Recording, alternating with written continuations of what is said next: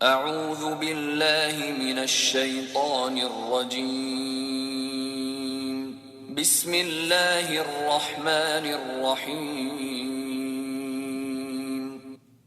28-ci para Sura Mücadele Medine nazil bo'lgan 22 oyat. Nahayt şefqatlik va mehribon Allohning ismi bilan boshlayman. Allah haqiqatan eri to'g'risida sen bilan munozirlashgan va Allohga shikoyat qilgan ayolning so'zini angladi. Allah ikkinlarning so'zinglarni anglab turdi. Allah haqiqatan anglag'uchidir, ko'rguchidir. Sizlardan ayollarni zihar qilganlarning, ya'ni ayollarni onlarimizning uchilarga o'xshash deguchilarning ayollari ularning onlari emasdir. Faqat ularni tuqqan ayollarla ularning onalaridir. Albuki ular, ya'ni zihar qilguvchilar, albatta yomon so'zni, yolg'on so'zni qiladi. Allah shak shubhasizki tavba qilguvchini afv qilguvchidir, mag'firat qilguvchidir. Ayollarni zihar qilib, ondan qilgan so'ziga, ya'ni zihar qilganligiga pushaymon qilganlar, ayol ikkisi yaqinchilik qilishdan ilgari bir qulni ozod qilish lozim. Buning bilan sizlarga vas nasihat qilindi. Alloh sizlarning qilayotgan ishinglardan to'liq xabardordir. Ozod qilishga qo'li yo'q odam ayol bilan yaqinchilik qilishdan ilgari uda 2 oy ro'za tutish lozim. Qiyirliq yoki kasallik sababi bilan ro'za tutishga qodir bo'lolmagan odam 60 miskinga bir vaqt tamoq berish lozim. Bu ahkom Alloh va uning payg'ambari amr qilgan ishlarga tasdiq qilishinglar uchun bayon qilindi. Bular Allohning qonunidir. Bu qonunni inkor qiluvchilar qattiq azobga duchor bo'ladi. Shubhasizki Alloh bilan uning payg'ambari bilan qarshilashganlar ulardan burunqilar halok qilingandek halok qilindi. Biz haqiqatan halol, harom, farz va ahkomlarni ichiga olgan ro'shan oyatlarni nozil qildik. Kofirlar har qilg'uchi azobga duchor bo'ladi. U kunda Alloh ularning hammasini tirildirdi. Ularning dunyodagi chog'da qilgan qilmishlarini aytib berdi. Alloh ularning qilmishlarini nom amalga xotirlab qo'ygan. Ular bo'lsa unutib qolgan. Alloh hamma narsani kuzatib turg'uchidir. Allohning osmonlardagi va zimindagi narsalarni bilib turdiganligini bilmamsan. 3 odam pichirlashidigan Alloh ularning 4-chisidir. 5 odam pichirlashidigan Alloh ularning 6-chisidir. Mayli uningdan az yoki ko'p odam pichirlasin, ular qayerda bo'lmasin, Alloh hamon ular bilan birlidir. Ondan qiyomat kuni ularning qilmishlarini Alloh ularga aytib beradi. Alloh haqiqatan hamma narsani to'liq bilguchidir. Pichirlashdan man'i qilingan, ondan man'i qilingan narsaga qaytgan kishilarni ko'rmadingmi? Ular gunoh bilan, zulm bilan va payg'ambarga qarshi turish bilan pichirlashidi. Ular sening yiniga kelganda Alloh sana salom qilishda qo'llanmagan so'zlar bilan salom qiladi. Ular o'z ichida Alloh nimishqa bu so'zimiz bilan bizni jazolamaydi deydi. Do'zax ularga kupoyidir. Ular do'zaxga kiradi. Do'zax nima degan yomon joy? Ey mo'minlar, sizlar pichirlasanglar gunoh, zulm va payg'ambarlarning amriga xiloflik qilish to'g'risida pichirlashmanglar. Yaxshilik va taqvodorlik to'g'risida pichirlashinglar. Sizlar Allohdan qo'rqinglar. Sizlar uning dargohiga yig'ilasizlar. Gunoh to'g'risida pichirlashish mo'minlarni qayg'uga solish uchun shayton tarafidan bo'lgandir. Bundoq pichirlashish Allohning irodasi bo'lmasa, mo'minlarga hech qanday ziyon yetkazolmaydi. Mo'minlar Allohga tavakkul qilsin. Ey mo'minlar, agar so'rinda ba'zilar sizlarga o'rin chiqarib beringlar desa, o'rin chiqarib beringlar. Alloh sizlarga rahmatini va jannatini kengaytib beradi. Agar sizlarga boshqalarga o'rin bo'shatib berish uchun o'rninglardan turib beringlar deyilsa, o'rninglardan turib beringlar. Allah sizlardan iymon etganlar va ilm berilganlarni bir qancha daraja yuqori ko'taradi. Allah sizlarning qilayotgan ishinglardan to'liq xabardor. Ey mo'minlar, payg'ambar bilan maxfiy so'zlashmoqchi bo'lsanglar, oldi bilan yo'qsullarga sadaqa berib, ondan so'zlashinglar. Bu sizlar uchun yaxshiroqdir va pokroqdir. Agar sadaqa qiladigan narsa topolmasanglar, sizlarga gunoh bo'lmaydi. Chunki Alloh nihoyatda mag'firat qilg'uchidir, nihoyatda mehribondir. Sizlar Rasululloh bilan maxfiy so'zlashdan ilgari sadaqalar berishdan kambag'al bo'lib qolamiz deb qo'rqdinglarmi? Sizlar sadaqa bermadinglar. Alloh sizlarni afv qildi. Namoz o'qinglar, zakot beringlar, Allohga va uning payg'ambariga itoat qilinglar. Qilayotgan ishinglardan Alloh to'liq xabardordir. Allohning g'azabiga uchragan qavmini, ularning do'st tutganligini ko'rmadingmi? Ular sizlargami va u qavmigami, ya'ni Yahudlargami mansub emas. Ular bilib turib yolg'onni qasam ichidi. Ularga Alloh qattiq azob tayyorladi. Ularning qilmishlari nima degan yomon. Ular yolg'on qasamlarni qalqon qilib oldi. Kishilarni Allohning yo'lidan to'sdi. Ular har qilg'uchi azobga duchor bo'ladi. Ularning mollari, bollari ularga oxirat bo'ladigan Allohning azobidan hech narsani dafi qila olmaydi. Ana shular ahli do'zaxdir. Ular do'zaxda mangu qolg'uchilardir. U kunda Alloh o'lganlarning hammasini tirildirdi. Ular dunyodagi chaqlarda biz musulmonmiz deb yolg'ondan sizlarga qasam ichgandek Allohga qasam ichadi.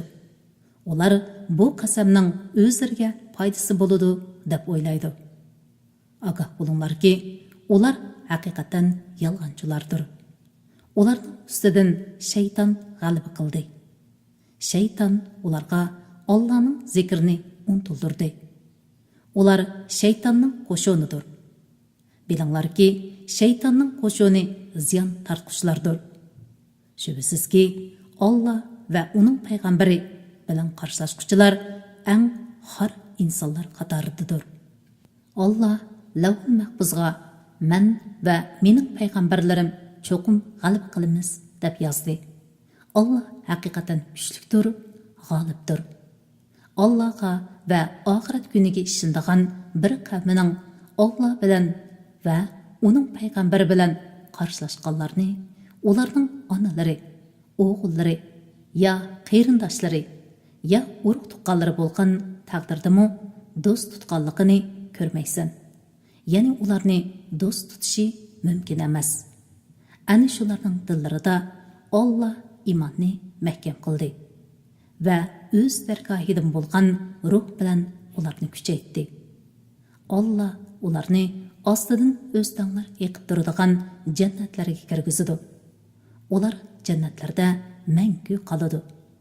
Alloh ulardan rozi bo'ladi. Allohdan ularmi mamnun bo'ladi. Ana shular Allohning qo'shonidir. Bilinglarki, Allohning qo'shoni maqsadga erishguchilardir. Sura Hashr Madinada nazil bo'lgan 24 oyat. Nihoyat shafqatlik va mehribon Allohning ismi bilan boshlayman. Osmonlardagi va zamindagi narsalarning hammasi Allohga tasbih etdi. Alloh g'olibdir, hikmat bilan ish qilg'uchidir. Alloh ahli kitobdan bo'lgan kofirlarni, ya'ni Bani Nasr Yahudilarni tunji qatimliq surgunda uylaridan haydab chiqardi. Sizlar ularni kuchlik turib mundaq har holda chiqib ketadi deb gumon qilmagan edinglar. Ular o'zlarining qo'rqonlarini, o'zlarini Allohning azobidan to'siya oladi deb o'ylagan edi. Ularga Allohning azobi ular o'ylamagan yerdan keldi. Alloh ularning dillariga qo'rqinish soldi. Ular uylarini o'zlarining qo'llari va mo'minlarning qo'llari bilan buzdi. Ey aql egalari, ularning holdan ibrat ilinglar. Agar Allah ularni sürgün bo'lishga hukm qilmagan bo'lsa edi, albatta ularni dunyoda o'ldirilish bilan azoblaydi. Ular oxiratda do'zax azobiga duchor bo'ladi. Bu ya'ni ularning sürgün qilinishi shuning uchundirki, ular Allah bilan va uning payg'ambari bilan qarshilashdi. Kimki Allah bilan qarshilashir ekan, shubhisizki Allah uni qattiq jazolaydi. Ey musulmonlar, sizlar mayli Bani Nazirning hurmalarini kesinglar, mayli uni burunqi peti o'r qoldiringlar, hammasiga Allah ruxsat qiladi. Allahning mundaq ruxsat qilishi Allahning itoatidan chiquvchilarni, ya'ni Yahudlarni rasvo qilish uchundir. Allah payg'ambariga ulardan, ya'ni Bani Nasrning mollaridan qaytirgan g'animatlarni sizlar ot to'ygilarni chaptirib, ya'ni ajr qilib, jafo mushaqqat tortib qo'lga keltirgan emas. Lekin Allah payg'ambarlarni xohlagan odamga musallat qiladi. Allah har narsaga qodirdir.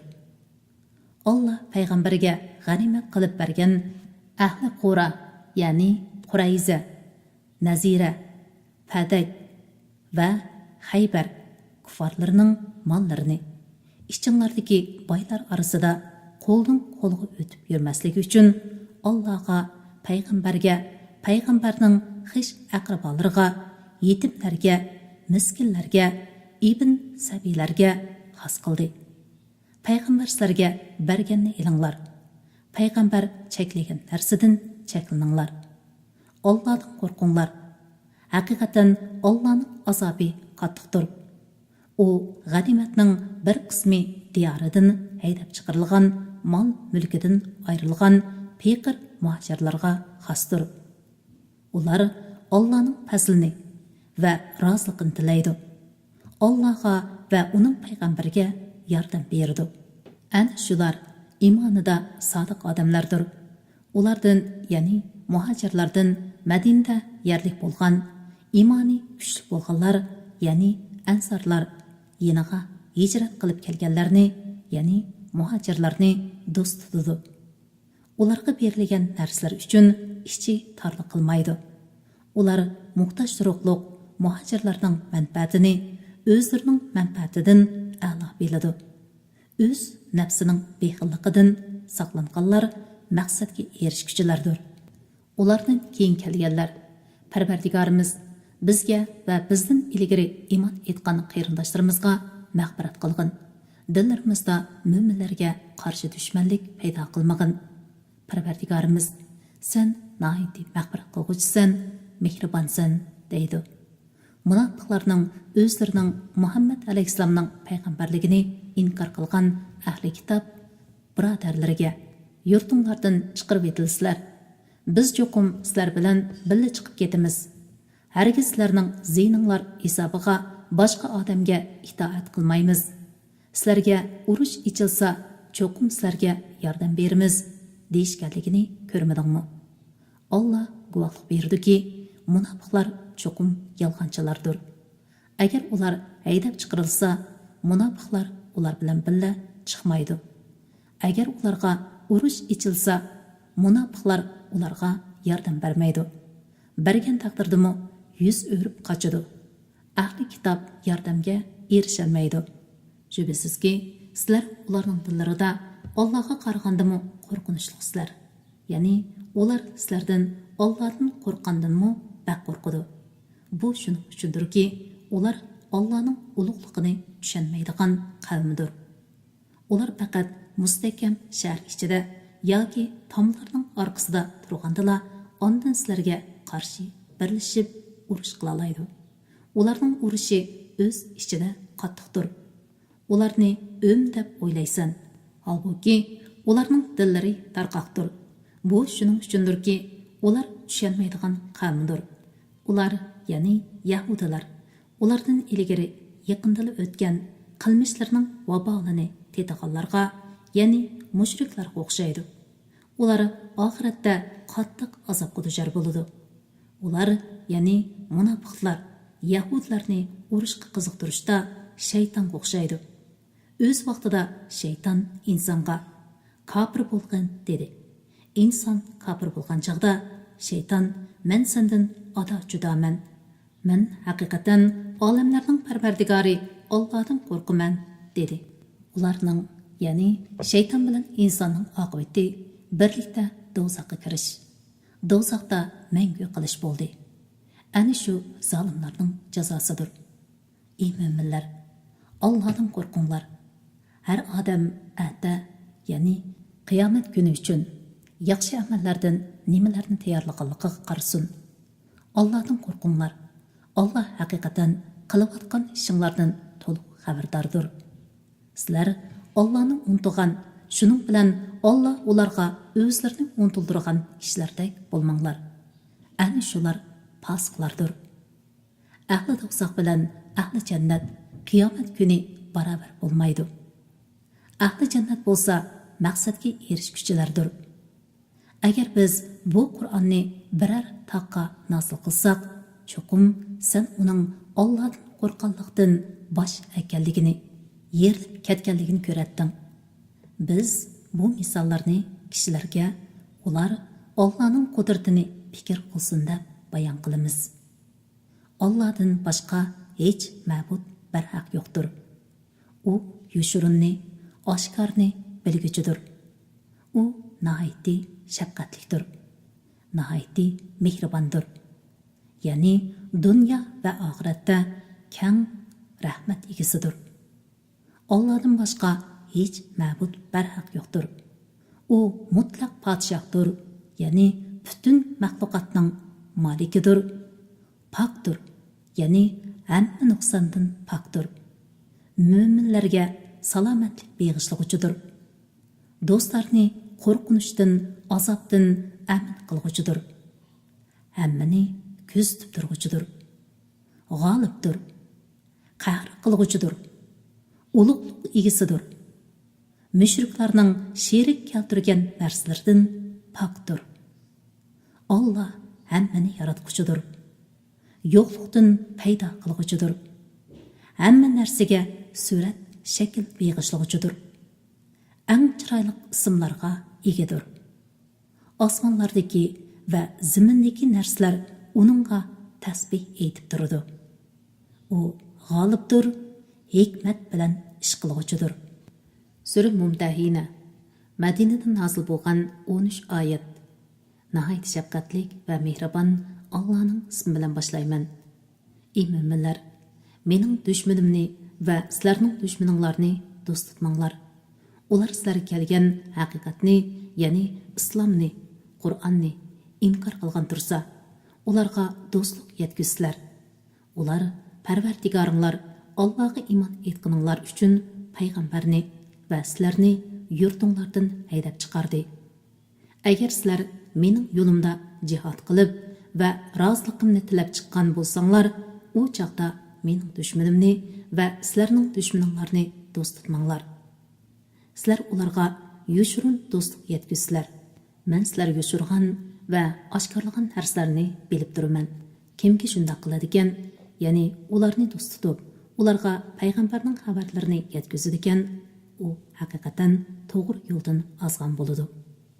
Agar ular sizlarni yangsa, sizlarga dushman bo'ladi. Sizlarga ziyonkashlik qiladi. Sizlarni tillaydi. Sizlarning murtad bo'lishinglarni orzu qiladi. Qiyomat kuni sizlarning tuqqanlaringlar va avlodlaringlar sizlarga hech foyda yetkazolmaydi. Alloh oranglarni ayirib etadi. Ya'ni sizlar jannatda bo'lsanglar, ular kuffarlarning qatorida do'zaxda bo'ladi. Alloh sizlarning qilayotgan ishinglarni ko'rib turg'uchidir. Ibrohim va uning bilan birga bo'lgan mo'minlar sizlarga haqiqatan obdan namunadir. O'z vaqtida ular qavmiga haqiqatan biz sizlardan va sizlar Allohni qo'yib ibodat qilayotgan butlaringlardan ada judamiz. Bizning oramizdagi adovat va o'chmanlik toki sizlar yolg'iz bir Allohga iymon etganlarga qadar abadiy saqlanib qoladi dedi. Faqat Ibrohimning otasiga aytgan, albatta sana mag'firat tilayman.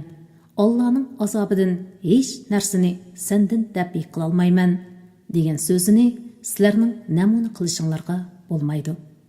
İbrahim va uning bilan birga bo'lgan mo'minlar aytdi: Parvardigorimiz, sana tavakkul qildik, sana qaytdik. Oxiri qaytadigan joy sening dargohingdir. Parvardigorimiz, kofirlarni bizga ziyonkashlik qilish imkoniyatiga ega qilmag'in. Ular bizga musallat bo'lib, bizni ko'targili bo'lmaydigan azob bilan dinimizdan chiqarmasin. Parvardigorimiz, bizga mag'firat qilg'in. Sen haqiqatan g'olibsan, hikmat bilan ish qilg'uchisan. Muhammadning ummati, İbrahim va uningga ergashgan mo'minlar sizlarga Allohni va oxirat kunini umid qilganlarga yaxshi namundir. Kimki imondan yuz o'raydigan, bilsinki Alloh uningdan va undaqlardan behojatdir. Alloh madhiyaga loyiqdir. Balkim Alloh sizlar bilan sizlar o'ch ko'radigan odamlar orasida do'stlik paydo qiladi. Alloh hammaga qodirdir. Alloh nihoyatda mag'firat qilg'uchidir, nihoyatda mehribondir. Kuffarlardan sizlar bilan urush qilmagan va sizlarni yurtinglardan haydab chiqarmaganlarga kelsak, Alloh ularga yaxshilik qilishinglardan, ularga adil bo'lishinglardan sizlarni to'smaydi. Shubhasizki, Alloh adillarni do'st tutadi. Alloh din uchun sizlar bilan urushgan, sizlarni yurtinglardan haydab chiqargan va sizlarni haydab chiqarishga yordamlashganlarni do'st tutishinglardan sizlarni to'sadi. Kimki ularni do'st tutadigan, ular zolimlardir.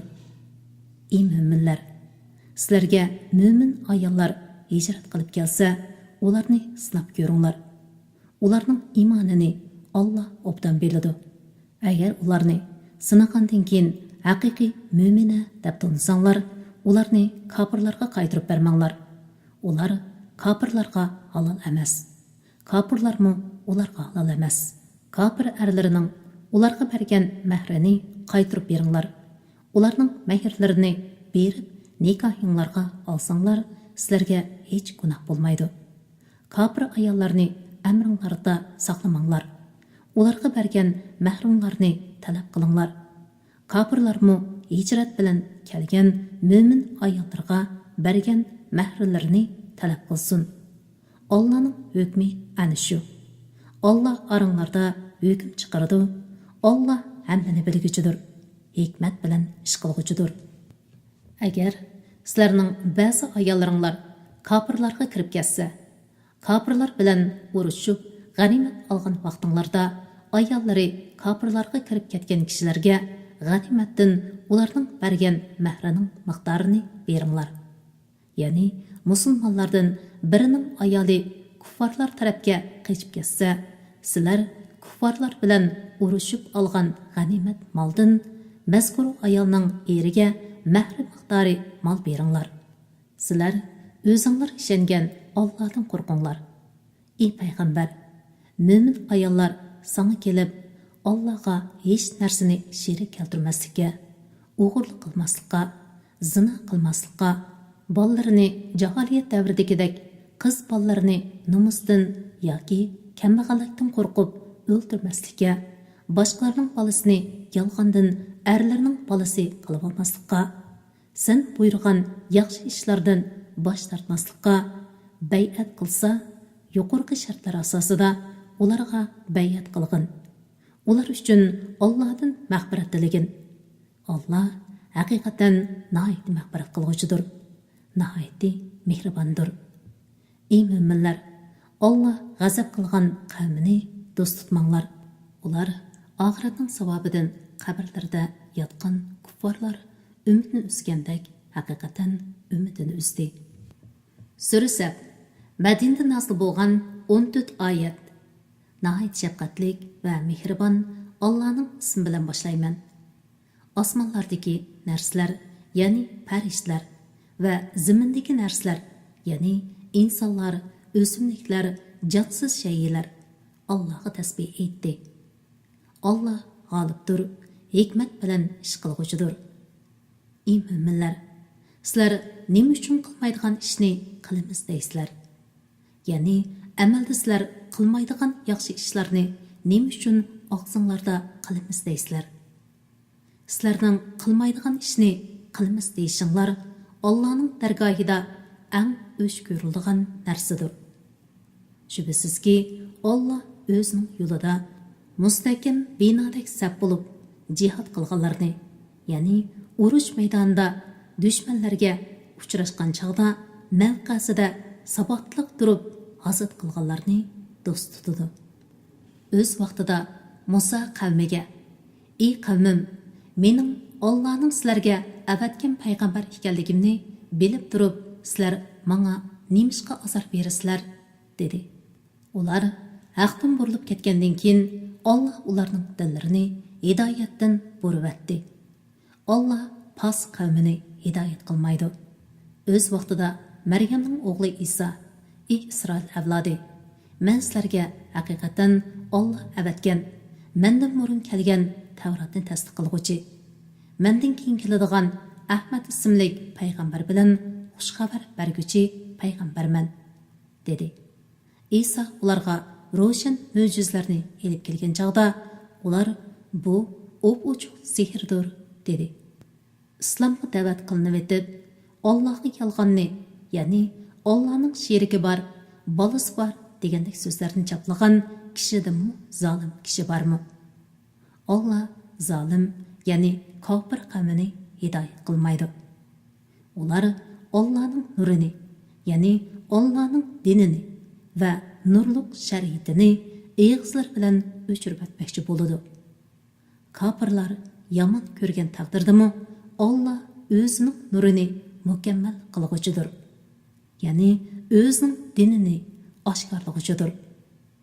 Mushriklar yomon ko'rgan taqdirdami Alloh haq dinni barliq dinlar ustidan g'olib qilish uchun payg'ambarini hidoyat bilan va haq din bilan avatdi. Ey mo'minlar, sizlarni qattiq azobdan qutuldiradigan bir tijoratchini ko'rsatib qo'yaymi? Allohga va uning payg'ambariga chin iymon etqaysizlar. Allohning yo'lida melinglar bilan, jininglar bilan jihad qilgaysizlar. Agar bilsanglar, sizlar uchun bu yaxshidir. Shunda qilsanglar, Alloh sizlarning gunohinglarni mag'firat qiladi. Sizlarni ostidan o'stanglar eqib turadigan jannatlarga kirgizdi. Doimiy turalg'i bo'lgan jannatlardagi go'zal saroylarda turg'izdi. Bu cho'ng muvaffaqiyatdir. Sizlarga marhamat qilinadigan, sizlar yaxshi ko'radigan ikkinchi bir ne'mat Allohdan keladigan nusrat va yaqin g'alaba, ya'ni Makkaning fathi qilinishidir. Ey Muhammad, mo'minlarga bu ro'shan marhamat bilan xush xabar bergin. Ey mo'minlar, havariylarga, ya'ni Isa alayhissalomga dastlabda iymon etgan mo'min qavmdek Allohning yordamchilari bo'linglar. Maryamning o'g'li Isa havariylarga Allohning da'vatini tabliq qilishda Allohga kimlar yordamchilarim bo'ladi dedi. Havariylar: "Biz Allohning yordamchilarimiz" dedi. İsrail avlodidan bir toifa iymon etdi. Yana bir toifa kofir bo'ldi. Mo'minlarga ularning o'z dushmanlariga qarshi turishida yar yo'lakda bo'ldik. Shuning bilan mo'minlar g'olib bo'ldi. Sura Juma, Madinada nozil bo'lgan 11 oyat. Nihoyat shafqatlik va mehribon Allohning ismi bilan boshlayman. Allohga osmonlardagi va zamindagi narsalar tasbih aytadi. Alloh podshohi mutlaqdir. Hamma nuqsonlardan pokdir, g'olibdir, hikmat bilan ish qilg'uchidir. Alloh ummatlarga, ya'ni yezishni, o'qishni uqmaydigan arablarga ularning ichidan bir payg'ambarni, ya'ni Muhammad alayhissalomni avatdi. U, ya'ni payg'ambar ularga Qur'on oyatlarini o'qib berdi. Ularni gunohlardan pok qiladi. Ularga kitobni, ya'ni Qur'onni va hikmatni, ya'ni payg'ambarning sunnatini o'rgatadi. Garchi ular ilgari ochiq gumrohlikda bo'lsa-mu, hamda payg'ambarni texi ularning zamonida bo'lmagan, keyin keladigan ikkinchi bir qavmiga, ya'ni qiyomatgacha keladigan musulmonlarga avatdi. Ya'ni payg'ambar alayhissalomning payg'ambarligi zamondoshlariga emas, balki qiyomatgacha keladigan kishilarga umumiydir. Alloh g'olibdir, hikmat bilan ish qilg'uchidir. Mana bu Allohning fazlidirki, uni xohlagan odamga beradi. Alloh ulug' fazl egasidir. Tavratni ko'tarishga, ya'ni amal qilishga taklif qilingan. Onda uni ko'tarmaganlar, ya'ni Tavrat berilgan va uningga amal qilishga taklif qilingan bo'lsa-mu, uningga amal qilmagan va hidoyatdan foydalanmagan yahudilar xuddi kitob yuklangan eshakka o'xshaydi. Ya'ni foydali cho'ng kitoblarni ustiga ortib olgan, charchashdan boshqa ulardan hech qanday foydalanolmaydigan eshakka o'xshaydi. Allohning oyatlarini inkor qilgan qavmning misoli nima degan yomon. Alloh zolim qavmini hidoyat qilmaydi. Ey mo'minlar, aytqinki, ey yahudilar, agar sizlar boshqalarni emas, faqat o'zinglarnila Allohning do'stlari deb da'vo qiladigan bo'lsanglar, oxiratning royitiga tezroq yetish uchun o'limni orzu qilib beqinglar. Agar bu da'voyinglarda rostchil bo'lsanglar, ular qilgan gunohlari tufaylidan o'limni hargiz orzu qilmaydi. Alloh zolimlarni bilguchidir. Ey Muhammad, sizlar qochadigan o'lim cho'qim sizlarga yo'liqidi. Onda sizlar g'aybni va oshkorni bilguchi Allohning dargohiga qaytarilasizlar. Alloh sizlarga qilmishinglarni aytib berdi degan. Ey mo'minlar, juma kuni juma namoziga azon aytilsa, Allohni yod etishga, ya'ni juma xutbasini anglashga va juma namozini ado qilishga oldirib beringlar. Ilm setimni qo'yib turinglar. Agar bilsanglar, bu sizlar uchun yaxshidir. Namoz o'qilib bo'lganda, ya'ni namozdan farq bo'lganinglardan keyin zaminga tarilib, ya'ni o'z mashg'ulotinglar bilan bo'lib, Allohning fazlidan talab qilinglar. Maqsadinglarga erishish uchun Allohni ko'p yod etinglar. Ey Muhammad, ular biror tijoratni yoki tamoshini ko'rsa, seni o'ri turib xutba o'qiyotgan peting tashlab, uningga, ya'ni tijoratga yugurdi. Ey Muhammad, ularga aytqinki, Allohning dargohidagi narsa, ya'ni savob va ne'mat tomoshadan va tijoratdan yaxshidir. Alloh rizq beruvchilarning eng yaxshisidir. Sura Munafiqun. Madinada nozil bo'lgan 11 oyat. Munofiqlar sening olding kelgan chaqda guvohlik berimizki, sen haqiqatan Allohning payg'ambaridirsan deydi. Sening haqiqatan Allohning payg'ambari ekanligingni Alloh biladi. Alloh guvohlik berdiki, munofiqlar cho'qim yolg'onchilardir. Ular o'zlarining yolg'on qasamlarini qalqon qilib oldi. Kishilarni Allohning yo'lidan, ya'ni Allohning dinidan to'sdi. Ularning qilmishlari nima degan yomon. Bu shuning uchundirki, ular eg'izlarda ishinib, ondan dillarida inkor qildi. Ular dillari pechatlandi, ya'ni dillariga hidoyat yetib borolmaydi. Ular iymonni tushunmaydi.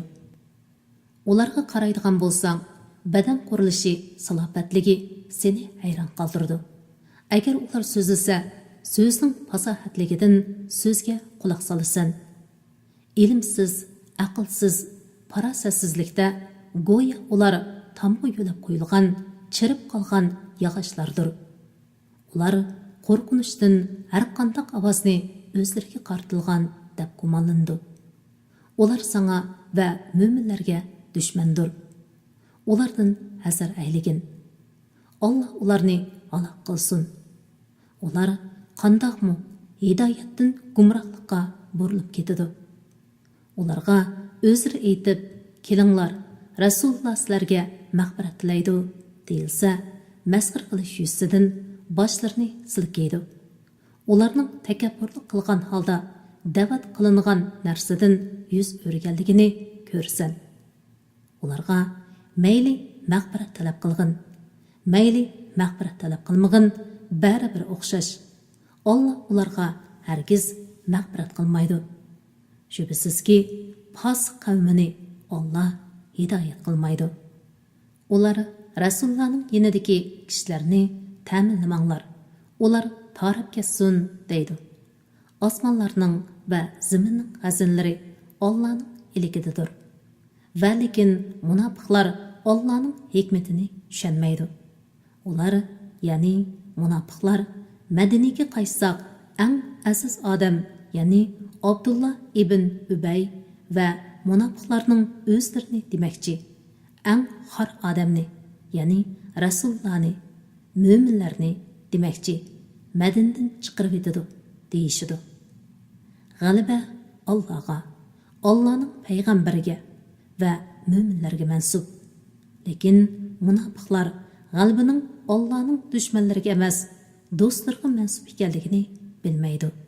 Ey mo'minlar, mollaringlar va bolalaringlar sizlarni Allohning zikridan, ya'ni Allohning taat ibodatidan g'aflatda qoldirmasin. Kimlarki shunda qiladi ekan, ular ziyon tortquchlardir. Biringlarga o'lim kelib, Parvardigorim, nemishqa meni, ya'ni ajalimni bir oz kechiktirmading, sadiqa qilib yaxshilardan bo'lar edim deyishdan burun o'zinglarga rizq qilib berilgan narsalarni sadiq qilinglar. Alloh hech odamni ajali kelganda hargiz kechiktirmaydi. Alloh qilayotgan ishlardan to'liq xabardor. Sura Tag'abun, Madinada nozil bo'lgan 18 oyat. Nihoyat shafqatli va mehribon Allohning ismi bilan boshlayman. Osmonlardagi va zamindagi narsalar Allohga tasbih aytadi. Podshohlik Allohga mansubdir. Jimi hamd sana Allohga xosdir. Alloh har narsaga qodirdir. Alloh sizlarni xalq etdi. Oranglarda mo'minlarmi bor, kofirlarmi bor? Alloh sizlarning qilayotgan ishinglarni ko'rib turg'uchidir. Alloh osmonlarni va zaminni haq yaratdi. Sizlarni suratga kirgizdi. Surtinglarni chiroyli qildi. Oxir qaytadigan joy uning dargohidir. Alloh osmonlardagi va zamindagi narsalarni bilib turadi. Alloh niyatlaringlardan, amallaringlardan, yashirganlaringlarni va oshkorlaganlaringlarni bilib turadi. Alloh dillardagi sirlarni bilguchidir. Sizlarga ilgari kofir bo'lib, amallarining vabolini tetiganlarning xabari kelmadimi? Ular oxiratda qattiq azobga duchor bo'ladi. Bu shuning uchundirki, ularga payg'ambarlari ro'shan mo'jizlar bilan kelgan edi. Ular inson bizni hidoyat qila olamdi dedi. Payg'ambarni inkor qildi. Iymondan yuz o'rdi. Alloh ularning iymoniga muhtoj emasdir. Alloh maxluqotdan behojatdir. Madhiyaga loyiqdir. Kofirlar hargiz tirildirilmaymiz deb gumon qilishdi. Aytqinki, hargiz undaq emas. Parvardigorim bilan qasamki, sizlar cho'qim tirildirilsizlar. Ondan sizlarga qilmishinglardan xabar berildi. Bu Alloh qasamdir. Allohga, Allohning payg'ambariga va biz hosil qilgan nurga, ya'ni Qur'onga iymon etinglar. Alloh qilayotgan ishinglardan to'liq xabardordir. O kunda Alloh sizlarni qiyomat uchun to'playdi. U ziyon tortadigan kundir. Ya'ni o kunda iymonni tark etganligi bilan kofirning ziyon tortganligi, yaxshi amallarni deganda qilolmaganligi bilan mo'minning ziyon tortganligi oshkor bo'ladi. Kimki Allohga iymon etib yaxshi ish qiladi ekan, Alloh uning yomon ishlarini yo'q chiqaradi. Uni ostidan o'stanglar eqib turadigan jannatlarga kirgizadi. Ular u jannatlarda mangu qoladi. Bu katta muvaffaqiyatdir. Allohning birligini va qudratini inkor qilganlar oyatlarimizni yolg'onga chiqarganlar ahli do'zax bo'lib, ular do'zaxda mangu qoladi. U nima degan yomon joy? Kishiga yetgan har qanday musibat faqat Allohning izni, ya'ni qazosi bilan yetadi. Kimki Allohga, ya'ni har qanday musibat Allohning qazosi bilan yetadi degan so'zga ishondigan, Alloh uning qalbini sabrga yetaklaydi. Alloh har narsani bilguchidir. Allohga itoat qilinglar, payg'ambarga itoat qilinglar. Agar payg'ambarning da'vatidan yuz o'rsanglar, payg'ambarga ziyon yo'q, o'zinglarga ziyon. Payg'ambarimizning vazifasi faqat da'vatni ro'shan tabliq qilishdir. Allohdan boshqa hech ma'bud barhaq yo'qdir. Mo'minlar Allohga tavakkul qilsin. Ey mo'minlar, sizlarning ayollaringlardan, bolalaringlardan sizlarga dushman bo'lganlarmi bor? Ulardan ehtiyot qilinglar. Agar ularni afu qilsanglar, kechirsanglar, mag'firat qilsanglar, Alloh sizlarni mag'firat qiladi. Alloh haqiqatan nihoyatda mag'firat qilg'uchidir, nihoyatda mehribondir. Sizlarning mollaringlar, bolalaringlar sizlarga Alloh tarafidan bir turlik sinoqdir. Allohning dargohida katta savob bor. Taqatinglarning yetishicha Allohga taqvodorlik qilinglar. Vazini anglanglar, amriga itoat qilinglar. Allohning yo'lida mollaringlarni sarf qilinglar. Bu o'zinglar uchun foydalidir. Kimki nafsining beqilligidan saqlanadigan, u maqsadiga erishguchidir. Allohga qarzi hasana bersanglar, ya'ni mamnuniyat bilan sadaqa bersanglar, Alloh sizlarga uning savobini aslab beradi. Sizlarga mag'firat qiladi. Alloh oz yaxshilikqa ko'p savob berguchidir. Halimdir. Ya'ni bandalarni azoblashga oldirib ketmaydi. Alloh g'aybni va oshkorni bilguchidir. G'olibdir. Hikmat bilan ish qilguchidir. Sura Taloq Madinadan nozil bo'lgan 12 oyat. Nahayat shafqatlik va mehribon Allohning ismi bilan boshlayman. Ey payg'ambar, ummatingga aytqinki, sizlar ayollarni taloq qilsanglar, ularning iddatiga loyiq paytda, ya'ni poklik oldida taloq qilinglar. Nasab aralashib ketmasligi uchun iddatni sananglar. Parvardigoringlardan qo'rqinglar. Ularning iddati to'shmag'icha ularni uylardan chiqarib atmanglar. Ularmi uydan chiqmasin. Ular faqat uchuq fahish qilsalar, ondan hadni ijro qilish uchun chiqadi.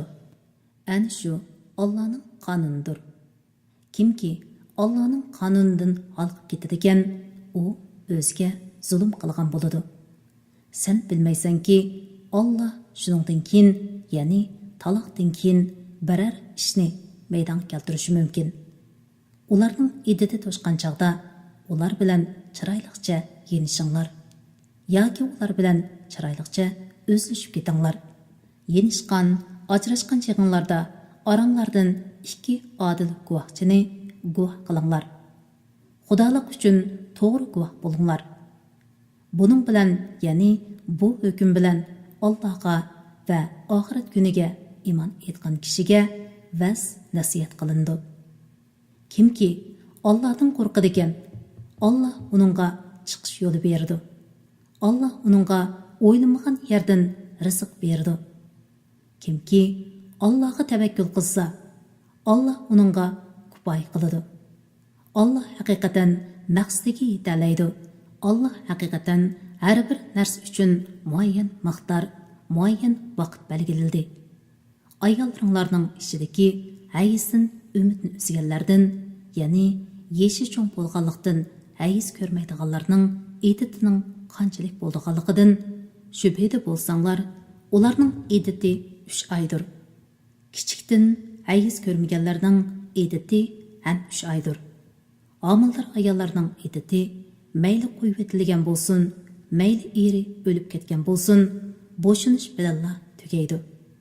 Kimki Allohdan qo'rqadi ekan, Alloh uning ishini osonlashtirib berdi.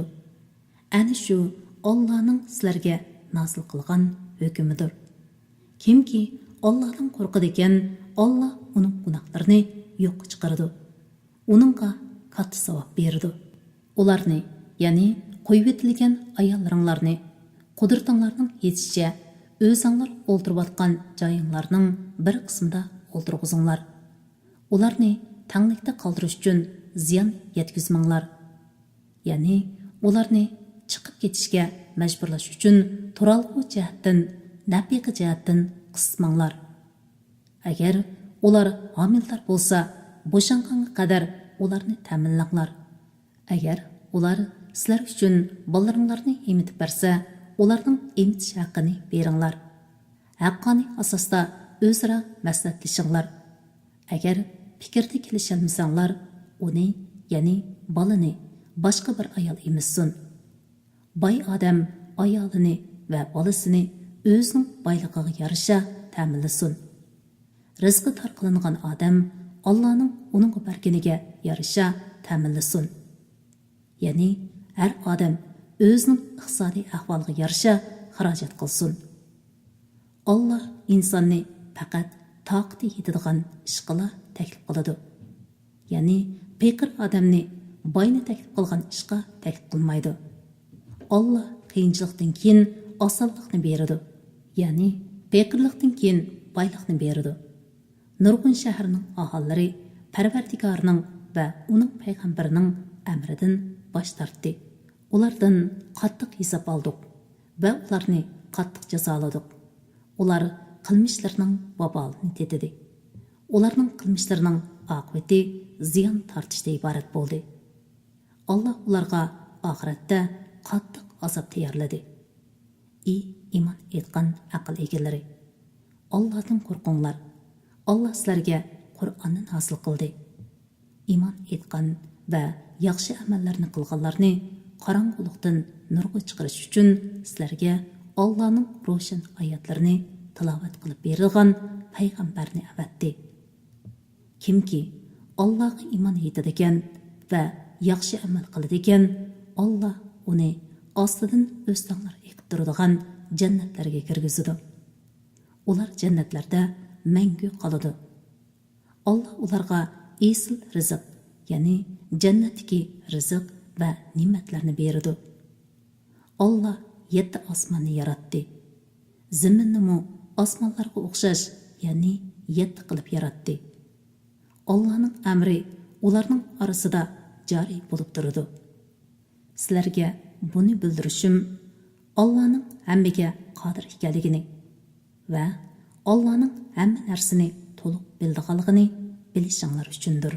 Sura Tahrim Madinada nozil bo'lgan 12 oyat.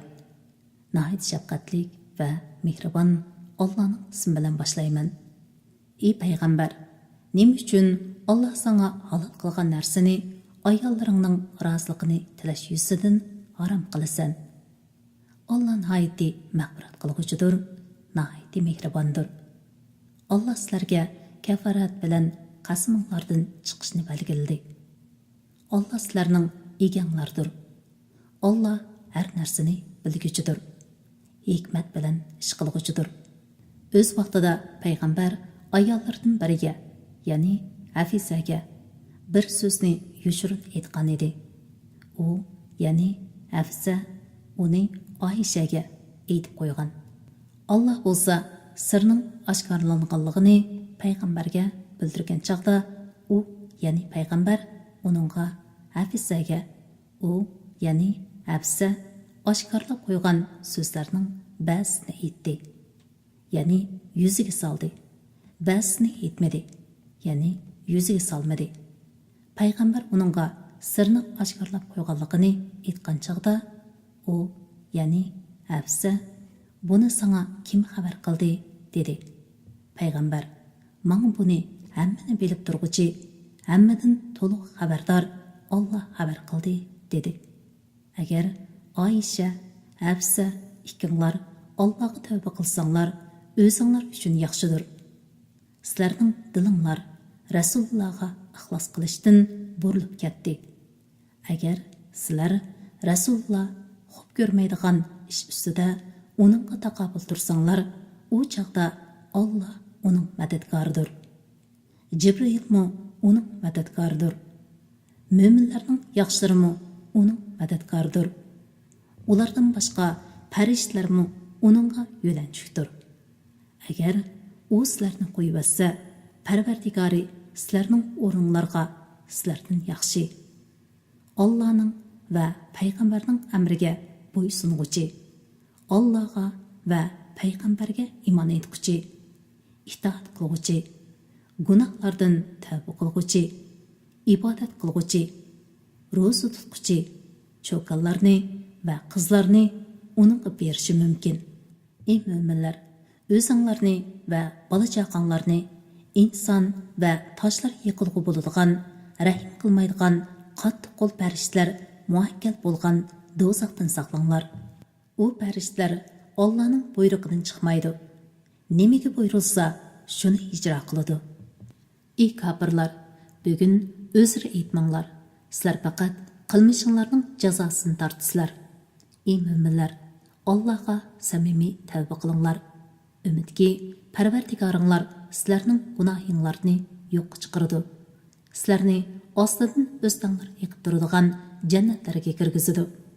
U kunda, ya'ni qiyomat kunida Alloh payg'ambarni va uning bilan birga bo'lgan mo'minlarni rasvo qilmaydi. Ularning nuri ularning oldida va o'ng tarafida yuradi. Ular: "Ey Parvardigorimiz, bizga nurimizni mukammallashtirib bergin. Bizga mag'firat qilgin. Sen bo'lsang haqiqatan har narsaga qodirsan", deydi. Ey payg'ambar, sen kuffarlar bilan va munofiqlar bilan kurash qilgin. Ularga qattiq muomala qilgin. Ularning joyi jahannamdir. Jahannam nima degan yomon joy. Alloh kuffarlarga ularning mo'minlar bilan tuqqanchiligining foyda bermasligida Nuhning ayolini va Lutning ayolini misol qilib ko'rsatdi. Ular bo'lsa bizning bandlarimizdan ikki yaxshi bandlarimizning amrida edi. Ularning ikkilisi erlariga iymon etmaslik bilan xiyonat qildi. Ularning erlari, ya'ni Nuh bilan Lut, payg'ambar turuqliq, ulardan Allohning azobidan hech narsani dabbi qila olmadi. U ikkisiga do'zaxga kirguvchilar bilan birga kiringlar deyildi. Alloh iymon etganlarga Fir'avnning ayolini misol qilib ko'rsatdi. O'z vaqtida u: "Ey Parvardigorim, dargohingda menga jannatda bir uy bino qilgin. Meni Fir'avndan va uning yomon amaldan qutuldirgin. Meni zolim qavmidan qutuldirgin", dedi. Hamda Imronning qizi Maryamni misol qilib ko'rsatdi. U nomusini saqladi. Uningga bizning tarafimizdan bo'lgan ruhni to'ldiq. Dam uning ichiga kirib, Isoga homildor bo'ldi. U Parvardigorning so'zlarini va nozil qilgan kitoblarni tasdiq qildi va Allohga itoat qiluvchilardan bo'ldi. Kitob o'qish munbiri avlodlar turbeti hozirladi. Assalomu alaykum va rahmatullohi va barakatuh.